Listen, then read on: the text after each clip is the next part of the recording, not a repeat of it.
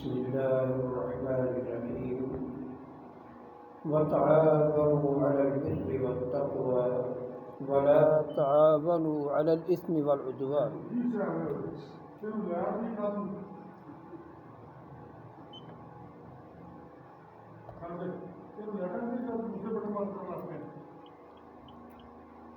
وتعاونوا على البر والتقوى ولا تعاونوا على الإثم والعدوان اور تعاون کرو تم نیکی پر اور پرہیزگاری پر، تقوی پر، نیک کام کرنے کے لیے، گناہوں سے بچنے کے لیے ایک دوسرے سے تعاون کرو۔ ولا تعاونوا علی الاثم والعدوان، گناہ کے کاموں میں، ظلم زیادتی کے کاموں میں کسی سے تعاون نہ کرو۔ واتقوا اللہ، اللہ سے ڈرو۔ ان اللہ شدید العقاب، یقیناً اللہ بڑی سخت سزا دینے والا ہے۔ ہمارا مضمون نیکی کے موضوع پر سابقہ جو میں شروع ہوا تھا، اسی کی تکمیل کے لیے آج کا یہ خطبہ رکھا گیا ہے۔ محترم عائزہ کرام، ہر انسان دنیا میں اپنے آپ کو نیک کہتا ہے، لیکن نیکی کی پہچان، اس کا جو اصول و ضوابط ہیں، کسی کے کہنے پہ دعویٰ کرنے سے بندہ نیک نہیں ہوتا۔ سابقہ جمعے میں لیس البر ان تولوا وجوہکم قبل المشرق والمغرب کا شان نزول بتایا گیا تھا کہ یہ یہود و نصارہ کی بارے میں نازل ہوئی، جو مشرق و مغرب کی جانب چہرہ کر کے اپنے آپ کو خالی ایک عبادت سے نیک سمجھتے تھے۔ عقیدے کی بنیاد صحیح نہیں ہے، دونوں میں شرک پایا جاتا تھا۔ یہود کہتے تھے عزیر ابن اللہ، عزیر علیہ السلام اللہ کا بیٹا ہے۔ عیسائی کہتے تھے عیسیٰ اللہ کا بیٹا ہے۔ اللہ کی کتاب جو یہودیوں پہ نازل ہوئی ان پر ان کا عمل نہیں تھا، جو عیسائیوں پہ نازل ہوئی ان کا بھی عمل نہیں تھا۔ خالی ایک جہت کی طرف چہرہ کرنے سے بندہ نیک نہیں ہوتا جب تک عقیدہ درست نہ ہو، اللہ کی نازل کردہ کتاب پر صحیح ایمان نہ ہو، آخرت پر یقین ایمان نہ ہو، ایسے بندہ نیک نہیں بنتا۔ دوسری بات، دنیا میں رہتے ہوئے معاشرتی زندگی میں نیکی پر تعاون کرنا، گناہ سے بچنے کے لیے، بچانے کے لیے تعاون کرنا، گناہ اور ظلم زیادتی پر مدد نہیں کرنا۔ سادہ بات سمجھ آ رہی ہے، لیکن عملی زندگی میں ہماری زندگی بالکل غلط ہے۔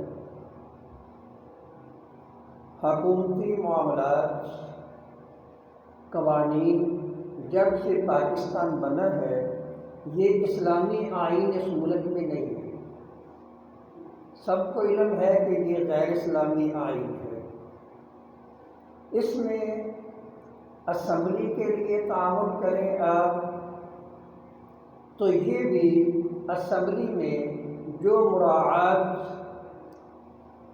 منتخب ہونے کے لیے گورنمنٹ نے قانونی طور پر مراعات دی ہیں، یہ 100% اسلام کے مخالف ہے۔ اسلام میں یہ چیز نہیں ہے۔ اور جو اپنے طور پہ لوٹ مار ہوتی ہے وہ اس کے علاوہ ہے۔ جو ایک دوسرے پہ ظلم زیادتی کی عزت کرتے ہیں، یہ اس کے علاوہ ہے۔ یہ بات ہے وَلَا تَعَاوَنُوا عَلَى الْإِثْمِ وَالْعُدْوَانِ، گناہ اور ظلم زیادتی پر تعاون نہ کرو، ورنہ تم بھی حصے دار ہوگے، تم بھی مجرم اسی طرح بنو گے۔ اسی لیے آگے لفظ ہے واتقوا اللہ، ان اللہ شدید العقاب، اللہ سے ڈر جاؤ، اللہ کا عذاب، اللہ کی پکڑ بہت سخت ہے۔ سادہ زندگی گزارنا، جس طرح کو بندہ یورپ میں جائے وہ دینی زندگی اپنی گزارتا ہے، ملکی لیول پہ سمجھتا ہے کہ یہ قانون انگریزوں کا ہے، میں مجبوراً اس میں زندگی گزار رہا ہوں، اس کی تعریف نہیں کرتا۔ اگر وہی قانون، وہی آئین، وہی اصول ہمارے ملک میں ہو تو یہاں پہ بھی ہم نے کام نہیں کرنا، ہم سمجھیں گے کہ یہ ہم مجبوراً اس ملک میں رہ رہے ہیں، یہ اسلامی ملک نہیں ہے، اسلامی آئین نہیں ہے، اسلامی طریقہ نہیں ہے، رہنے میں ہم مجبور ہیں، تعاون نہیں کریں گے۔ آج کل ہمارے اسٹیجوں سے برائی کی حمایت دینی اسٹیجوں سے ہو رہی ہے۔ اللہ کے بندوں، آپ کو کیا جواب دو گے؟ کیا موت نہیں آئے گی؟ اللہ اکبر۔ نیکی، اچھا خلق اصول و ضوابط کے مطابق، اللہ اور اللہ کے رسول کے حکم کے مطابق، سنت رسول کے مطابق، جو سنت رسول کے مطابق نہیں ہے وہ نیکی نہیں ہے۔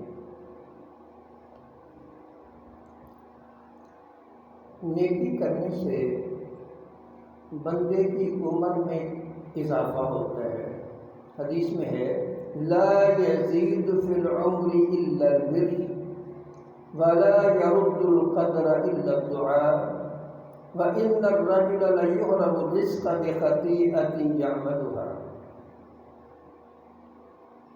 عمر میں اضافہ برکت نیکی سے ہوتی ہے، اور تقدیر کا رد دعا سے ہوتا ہے۔ تقدیر کو لوٹاتی ہے تو دعا لوٹاتی ہے، اور بعض اوقات آدمی رزق سے محروم ہو جاتا ہے اپنی کسی غلطی گناہ کی وجہ سے جو اس نے گناہ کیا تھا۔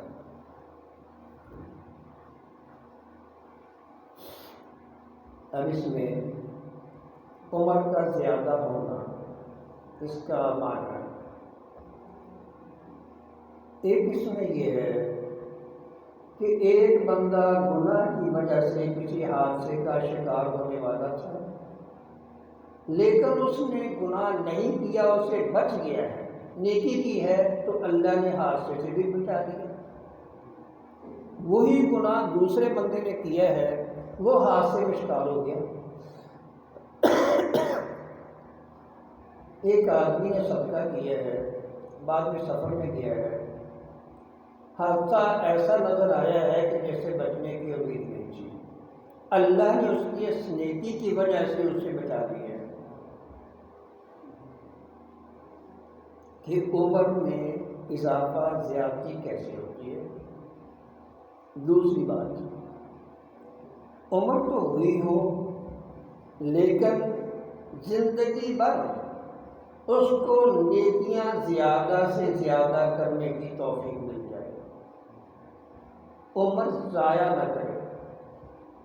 علامہ احسان الہی ظہیر رحمہ اللہ، حبیب الرحمن یزدانی حبیب رحمہ اللہ،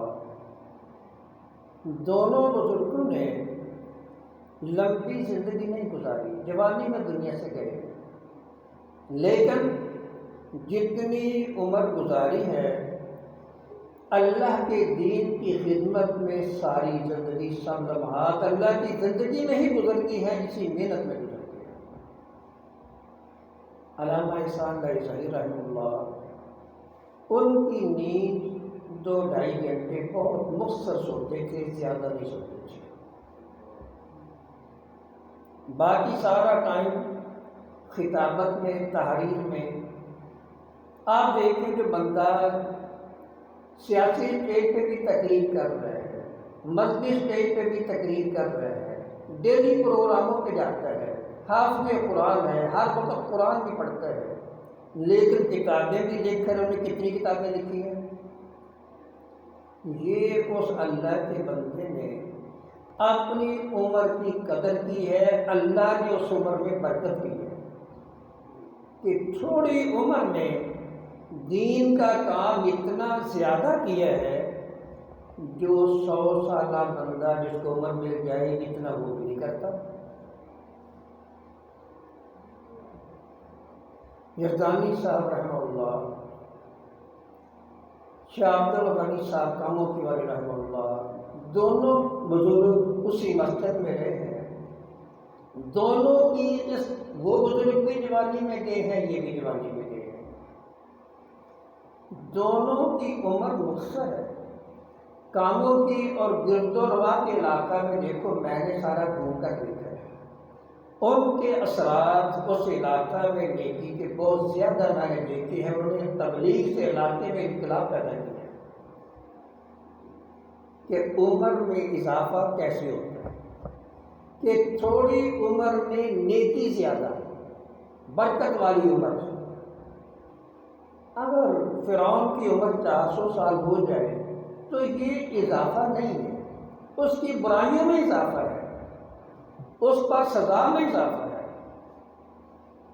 اس پہ گھمنڈ کے نہ آئیں کہ میری عمر اتنے سال ہو گئی ہے، میں لمبی عمر گزار رہا ہوں۔ بات ہے کہ لمحات ضائع نہ کریں۔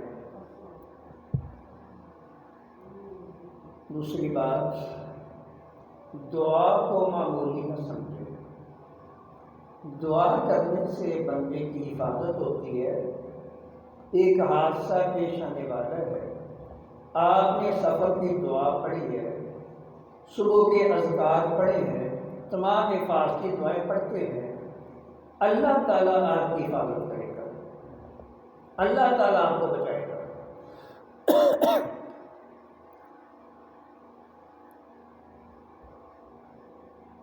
دوسری بات، حدیث میں ہے کہ نیکی کے ساتھ، سچائی کے ساتھ سچ بولنا یہ بندے کو نیک کام کرنے کی توفیق دے گا، اور اس سے آگے والا اسٹیپ، اس نیکی سے بندہ جنت میں پہنچ جائے گا۔ رسول اللہ صلی اللہ علیہ وسلم نے فرمایا، علیکم بالصدق فإن الصدق يهدي إلى البر وإن البر يهدي إلى الجنة۔ میں سچائی کو لازم پکڑو، ہمیشہ سچ بولو، کبھی جھوٹ نہ بولو۔ بے شک سچائی بندے کو نیکی کی رہنمائی کرتی ہے۔ جھوٹ بولنے سے دل سیاہ ہو جاتا ہے، دل بیمار ہو جاتا ہے، دل کی اچھی سوچ ختم ہو جاتی ہے، بندے کو دل کا نور ختم ہو جاتا ہے، بندے کی سوچ بری ہو جاتی ہے۔ سچ بولتا ہے، اللہ تعالیٰ دل میں نور پیدا کرتے ہیں، اس نور کے ذریعے بندہ نیک بنتا ہے، اس کو ہر نیکی کا شوق پیدا ہوتا ہے، پھر نیکیاں زیادہ کر کر کے جنت میں پہنچ جاتا ہے۔ ہمارا یزال الرجل یصدق ویتحری الصدق حتی یکتب عند اللہ صدیقا۔ میں ہمیشہ بندہ سچ بولتا ہے، سچائی کا متلاشی رہتا ہے۔ کیا مانا؟ جو میں نے پہلے بات کی ہے، یہ قانون انگریزوں کا باطل ہے، یہ جھوٹ ہے۔ اسلام کے خلاف کوئی بات ہو وہ باطل اور جھوٹ ہوتی ہے۔ مجلس میں جھوٹ بولنا یا غلط تحریر پڑھنا یا باطل قانون کی حمایت کرنا، یہ سب قسم میں آتا ہے۔ وَيَتَحَرَّ الْكَذِبَ، کہ باطل آدمی جھوٹ کا متلاشی ہے، سچا آدمی یتحری الصدق، جس آدمی کو سچائی کی عادت ہے وہ قرآن پڑھے گا، وہ حدیث پڑھے گا، وہ ہمیشہ اسلامی آئین کی طریقہ پڑھے گا، اپنی زندگی گزارنے کے لیے معاشی زندگی میں اسلام کا طریقہ کیا ہے وہ اسلام کا طریقہ کار پڑھے گا۔ یتحری الصدق، کہ سچائی کا راستہ میری زندگی کے لیے کیا ہے تاکہ میں غلط چیز سے بچ سکوں۔ حتی یکتب عند اللہ صدیقا، حتیٰ کہ رب ذوالجلال اس کا ہر قدم میں سچائی کی تلاش کو دیکھ کر اس کا نام صدیقین میں لکھ دیتے ہیں۔ اللہ اکبر! میرے بھائی، صدیقین میں ابو بکر صدیق رضی اللہ تعالیٰ کے ساتھیوں میں شامل ہونے کے لیے نام آ جائے گا۔ ان کے نام پہ ایک سیرت کا انداز پہ دن تو منایا گیا ہے۔ اصل صدیق بننے کا طریقہ ثابت ہے۔ اپنی زندگی کو ایسے گزارو کہ تمہاری مکمل زندگی اسلام کو پڑھنے میں، مطالعہ کرنے میں، عمل کرنے میں، اسی حق کی تلاش میں زندگی گزرے۔ مصر کے بعض علماء کو دیکھ کر بڑا رشک آیا۔ وہاں پہ اکثر میں نے علماء کو دیکھا ہے، مصری علماء خالی ناظرہ قرآن نہیں پڑھتے، ہمیشہ تفسیر کے ساتھ پڑھتے۔ قرآن کریم پڑھ رہے ہوں گے، ساتھ تفسیر بھی پڑھ رہے ہوں گے۔ ان لوگوں میں بہت زیادہ تفسیر، ہمارے استاد سے تفسیر کے سورہ فاتحہ سے لے کر والناس تک قرآن کریم کی تفسیر کا ہر آیت کا، ہر سورت کا دوسری سے ربط دکھاتے تھے کہ اس کا دوسری سے تعلق کیسے ہے۔ فاتحہ سے والناس تک سارا تعلق جوڑ کر سمجھا دیتے تھے۔ یہ کیا چیز تھی کہ شیخ صاحب کی تفسیر سے، قرآن سے محبت، فضول باتوں میں زندگی گزارنے کی بجائے اس حق کو سمجھنے پر زندگی گزارو، باطل چیزوں کو چھوڑو۔ اللہ اکبر! وَإِيَّاكُمْ وَالْكَذِبَ فَإِنَّ الْكَذِبَ يَهْدِي إِلَى الْفُجُورِ وَإِنَّ الْفُجُورَ يَهْدِي إِلَى النَّارِ۔ میں لوگوں، جھوٹ سے بچو۔ جھوٹ بندے کو فجور، فسق و فجور، برائی، بے حیائی کی رہنمائی کرتا ہے، حتیٰ کہ بندہ فجور کرنے کی وجہ سے جہنمی بن جاتا ہے۔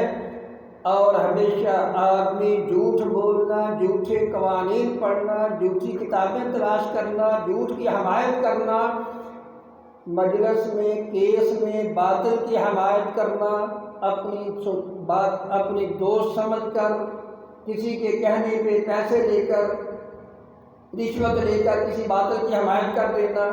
میں جو آدمی جھوٹ کا متلاشی ہے، جھوٹ کی فیور کر رہا ہے، میں وہ جو حتیٰ کہ اللہ تعالیٰ اس کے زیادہ جھوٹ بولنے سے، زیادہ جھوٹ کی حمایت سے، اللہ تعالیٰ اس کا نام دنیا کے کذاب لوگوں میں لکھ دیتے ہیں کہ یہ دنیا کے کذاب سب سے بڑے جھوٹوں میں یہ بھی ایک آدمی ہے۔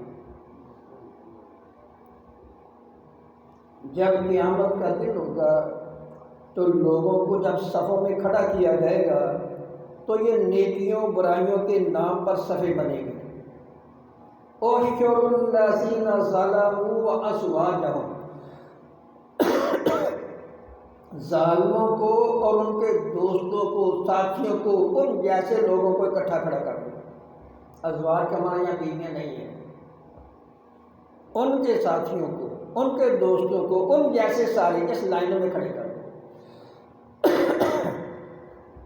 آج آپ برے بندوں کو دوست بنا کر خوش ہوتے ہیں، بڑی واقفیت ہے بھائی اس بندے کی، جن سے واقفیت ہے، دوستی ہے، کل قیامت کے دن بھی وہاں ہی کھڑا ہونا ہے۔ خود ہی فیصلہ کریں، قیامت جن کے ساتھ دوستی آ جائے قیامت کے دن بھی وہاں ہی ہوگی، فیصلہ خود ہی کرنا۔ اللہ عیسیٰ علیہ السلام نے فرمایا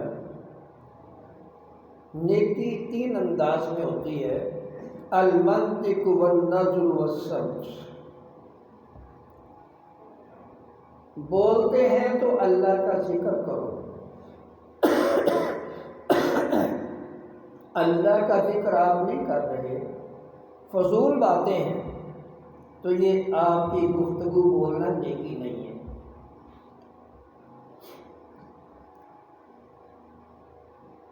من کان منطقہ فی غیر ذکر فقد لغا، جس کا بولنا ذکر کے علاوہ ہے وہ لغویات کر رہا ہے۔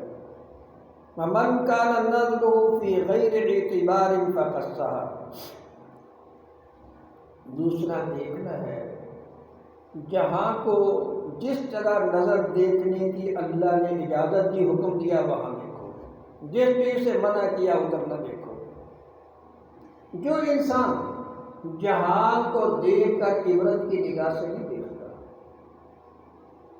فقط صحاب، بس اپنا سبق بھول گیا ہے کہ مجھے سبق کیا ملا تھا، اپنا سبق بھول گیا۔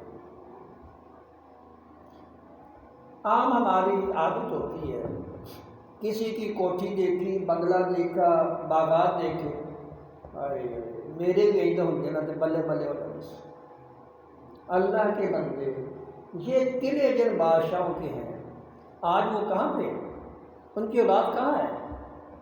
کیا وہ تباہ و برباد نہیں ہوگی؟ یہ ساری ایسی بلڈنگیں باہر تباہ ہو جاتی ہیں، کہاں رہتے ہیں یہ؟ کیا سوچ رہے ہیں؟ اللہ اکبر۔ جو عبرت کی نگاہ سے جہاں کو نہیں دیکھتا وہ بھول گیا، اپنا سبق بھول گیا۔ رسول اللہ صلی اللہ علیہ وسلم نے ایک صحابی کی چھت دیکھی، گنبد نما چھت بنائی تھی، یہ ترکی ڈیزائن کی، رسول اللہ صلی اللہ علیہ وسلم کو پسند نہ آئی۔ صحابی مسجد میں آیا، آپ نے سلام کا جواب دیا لیکن چہرہ ذرا دوسری طرف کر دیا۔ صحابی نے ساتھیوں سے پوچھا کہ تمہیں کو پتہ ہے میرے ساتھ کیا ناراضگی ہے؟ ساتھیوں نے کہا کہ ہمیں تو پتہ نہیں ہے۔ اچھا یہ مکان آپ کا دیکھا تھا آپ نے گزرتے ہوئے، تو آپ نے اس وقت کہا تھا یہ کس کی چھت ہے، کس نے بنایا؟ اس کو نفرت سے جانے بعد سے آپ نے دیکھا جو تو نیا کمرہ بنا ہے۔ صحابی گیا اپنا کمرہ گرا دیا، آ کر کہا جی جو کمرہ آپ کو پسند نہیں آیا تھا میں نے وہ کرا دیا۔ پھر آپ نے فرمایا مجھے اس مٹی پانی پر پیسے ضائع کرنے کا حکم نہیں ہے۔ جب ہمارے نبی صلی اللہ علیہ وسلم نے اس بات کی تعریف نہیں کی، اس کو برا کیا ہے؟ رہائش دور کے مطابق گزارے کے موافق، لاکھوں کروڑوں خرچ نہ کریں دوسرے کے مقابلے کے لیے، اپنا گزارا کریں، اپنے گزارے کے لیے بنا لے جا سکتا ہے، لیکن مقابلہ بازی کے لیے دوسروں سے فخر کے لیے زیادہ پیسہ ضائع نہ کریں۔ جو چیز میرے نبی صلی اللہ علیہ وسلم کو پسند نہیں ہے، میرے بھائی وہ اچھی کیسے ہے؟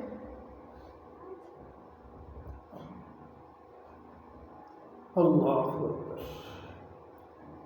تیسری چیز خاموشی، من سمت فی غیر فکر فقد لہا، جو انسان بغیر تدبر تفکر کے چپ بیٹھا ہے وہ بھی لہو و لعب میں مصروف ہے۔ کیوں؟ اس لیے کہ افلا یتدبرون یتفکرون، قرآن پاک تدبر تفکر کے لفظ پڑھو، کتنی جگہ پہ تدبر تفکر کا لفظ آ رہا ہے۔ فارغ بیٹھے ہیں تو تدبر تفکر کریں کہ جتنا غور و فکر کریں گے اللہ کی نعمتوں پہ، اپنے شکریہ ادا کرنے پہ، اللہ تعالیٰ نیکی کی توفیق دے گا۔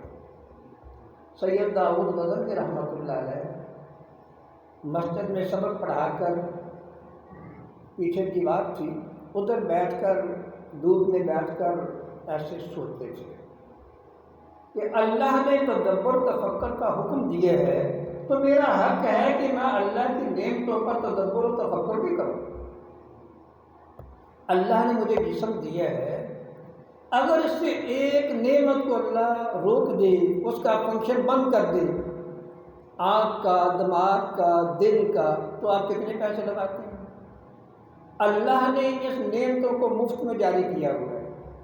کیا میں اگر تھوڑا سا زیادہ بیٹھ کر سوچ پر الحمدللہ کہہ دوں تو اللہ نے شفا دے کے یہ ٹھیک نہیں ہے کہ اکیلے بیٹھ کر اللہ کی نعمتوں پہ غور کر کے کہ الحمدللہ یا اللہ تیرا شکر ہے، کتنے لوگ بیمار ہیں میں ٹھیک ہوں، یا اللہ تیرا بہت شکر ہے، اتنا سا اکیلے سوچ کر اللہ کا شکر ادا کرتے ہیں۔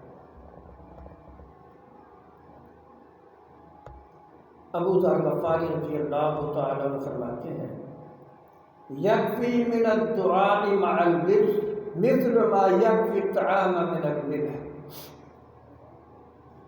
ہڈیا میں نمک نہ ہو تو آپ کو ذائقہ اچھا نہیں لگے گا، نمک سے ہڈیا کا ذائقہ اچھا ہو جاتا ہے۔ میں اس طرح اگر نیکی اور دعا دونوں اکٹھی نہ ہوں تو پھر وہ ذائقہ نہیں بنتا۔ اللہ اکبر۔ نیکی اور نیکی میں اللہ سے دعا۔ ابراہیم علیہ السلام اللہ کا گھر بنا رہے تھے تو گھر بناتے ہوئے دعا بھی کر رہے ہیں، ربنا تقبل منا انک انت السمیع العلیم۔ اب نیکی میں ذائقہ بن گیا تو ذائقہ اللہ نے کیسا بنایا ہے، رہتی دنیا تک ساری دنیا ان کو یاد کر رہی ہے اور ساری دنیا وہاں پہ جا رہی ہے۔ اگر ہم بھی اپنی ہر نیکی میں ساتھ ساتھ دعا بھی کریں، ربنا تقبل منا انک انت السمیع العلیم، مسجد کی خدمت کی ہے، دعا کرتے ہیں یا اللہ میں کمزور سا بندہ ہوں، یا اللہ تیرے گھر کی خدمت کر رہا ہوں، قبول کر لے۔ کوئی صدقہ خیرات کیا ہے، کسی سے تعاون کیا ہے، اللہ سے دعا کرے یا اللہ میں نے تیری راہ میں یہ خرچہ کیا ہے، یا اللہ یہ مجھ سے قبول کر لے۔ یہ ابو ذر غفاری رضی اللہ تعالیٰ یہ مسئلہ سمجھا رہے ہیں کہ نیکی میں لذت اس وقت بنتی ہے جب نیکی پر فخر نہ کریں، نیکی کرتے ہوئے دعا کریں کہ یا اللہ مجھ جیسے غریب بندے کی نیکی قبول ہی کر لیں۔ ہم نماز پڑھتے ہیں تو نماز پڑھ کر کہتے ہیں اللہ اکبر، استغفر اللہ استغفر اللہ استغفر، کیوں کہتے ہیں؟ اللہ اکبر کہا کہ اللہ بڑا ہے، میں نماز پڑھ کر بڑا نہیں بن گیا۔ استغفر اللہ 3 مرتبہ کہا کہ یا اللہ تیری عبادت ادا کی ہے، اس عبادت کے ادا کرنے میں مجھ سے اگر کوئی کمی کوتاہی رہ گئی ہے تو یا اللہ مجھے معاف کر دینا۔ یا اللہ میں نے کوشش کی ہے، یا اللہ اس کوشش کرنے میں اگر مجھ سے غلطی ہو گئی ہے تو یا اللہ وہ غلطی میری معاف کر دے۔ کہ اللہ کی عبادت کے ساتھ دعا شامل ہو تو پھر اس نیکی میں لطف اور لذت بن جاتی ہے، پھر وہ نیکی مزیدار ہو جاتی ہے۔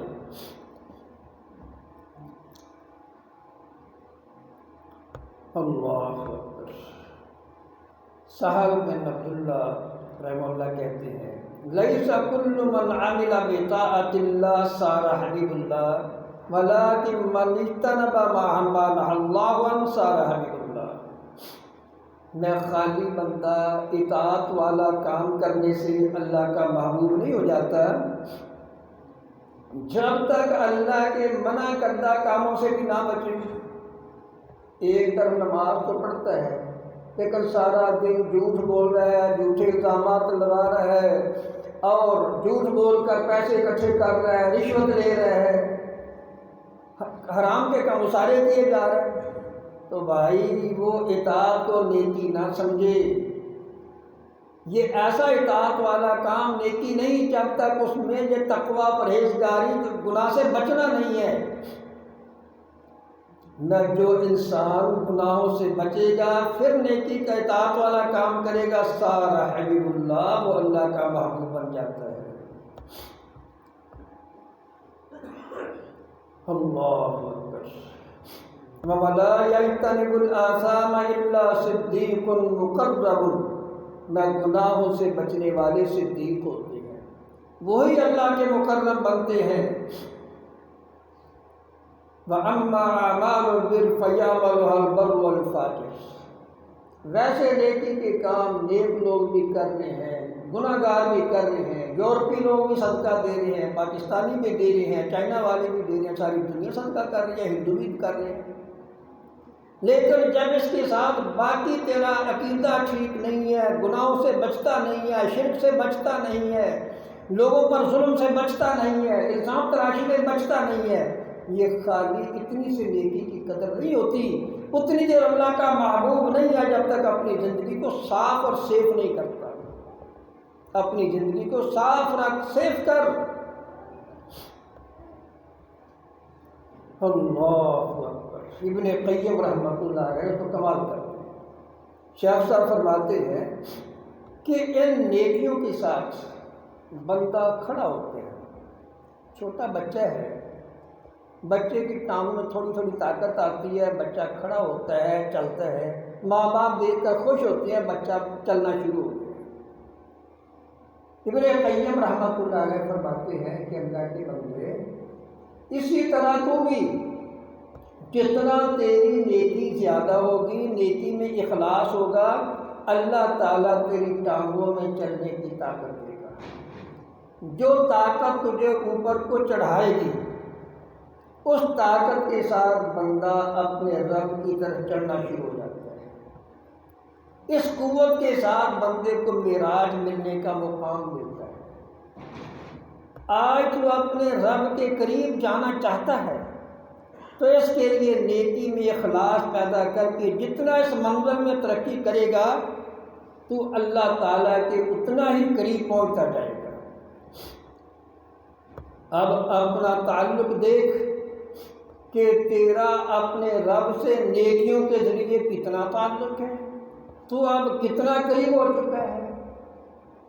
ایک بندے کا نیکی کرتے ہوئے اتنا قرب ہو جاتا ہے کہ ملائے اعلیٰ کے ساتھ بندہ شامل ہو جاتا ہے۔ اللہ کے سب سے مقرب فرشتے ملائے اعلیٰ، بندہ ان میں اللہ اس کو شامل کر دیتا ہے۔ کیسے محسوس ہوتا ہے؟ بندے کی ذہنی رہنمائی سے اس کی سوچ اتنی اچھی ہوگی، کبھی وہ کسی کے بارے میں غلط پوائنٹ، غلط بات اس کے دماغ میں کبھی نہیں آئے گا۔ ہمیشہ اس نے نیکی کرنی ہے اور اس کا اللہ پر اتنا یقین ہوگا کہ وہ دنیا کے وسائل کی کبھی پرواہ نہیں کرے گا۔ صوفی عبداللہ صاحب رحمۃ اللہ علیہ، ان کے پاس بچی آیا، جی پیسے، اب کچن خالی ہے، کوئی چیز نہیں ہے، آٹا نہیں، دانے نہیں، کچھ بھی نہیں ہے، کوئی ہڈیا کے لیے کچھ نہیں ہے۔